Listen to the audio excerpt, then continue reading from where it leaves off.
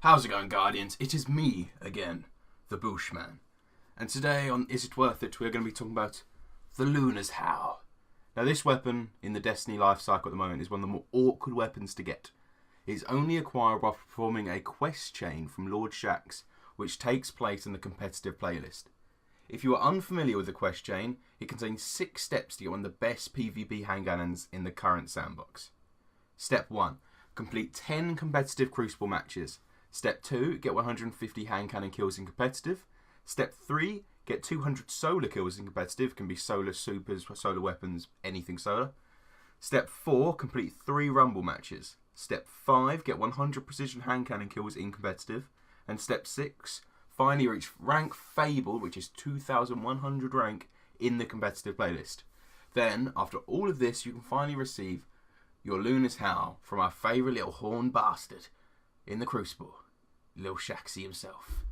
Okay, so now I'm going to show you the perks on this weapon and why it's so good and why I recommend getting it. For starters, polygonal rifling, which means just the recoil is really nice. Now then, this links up with the precision frame it also has. So the recoil pattern on this weapon is more predictably vertical and stuff, so it'll just be good. Drop mag means it feels like it basically has a constant version of Outlaw going on at all times. Really nice reload, good for PvP. Zen Moment is the next perk on this weapon, so as you cause damage with it, obviously it will get that bit more stable, really enabling those 3 taps to be much crispier and easier to hit. Magnificent Howl. Now this is the perk that makes it so good.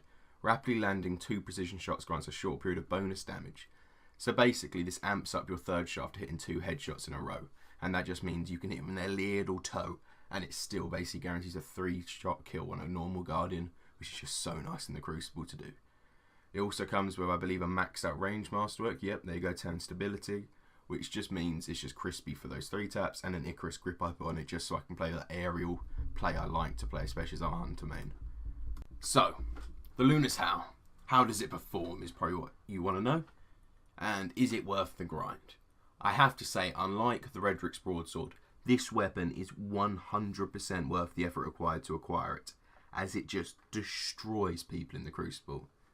This sweet, sweet hand cannon, in an accurate player's hands, can reliably 3-tap from quite a ridiculous range, as if you're able to hit 2 precision shots in a row and proc Magnificent Howl.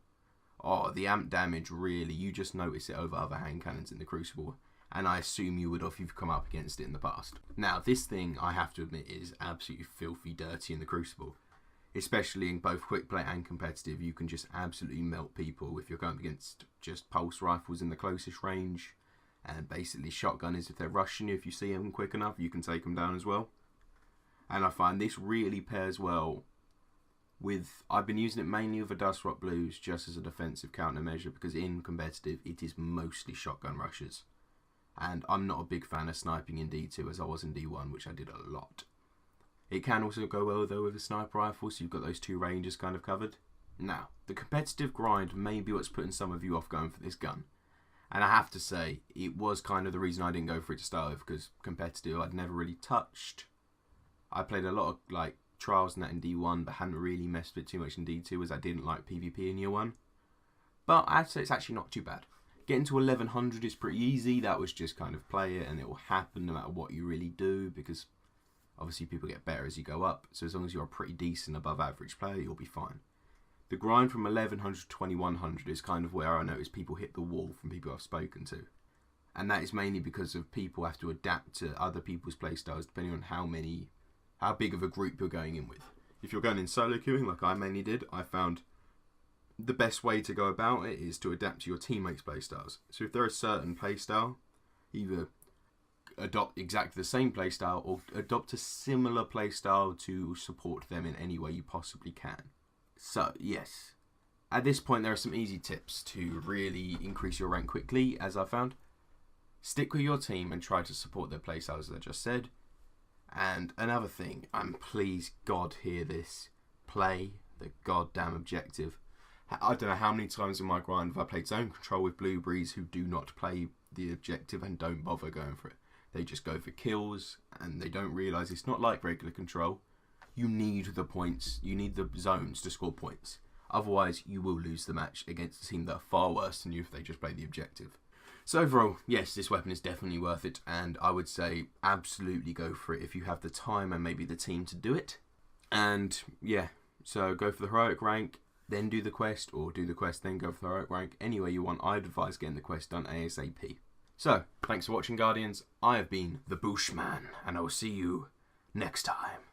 Peace.